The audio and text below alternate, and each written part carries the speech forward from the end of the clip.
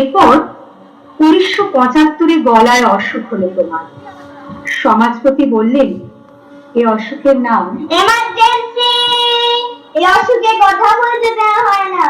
Squat, bicep, tension, left right left, left right left, left right left.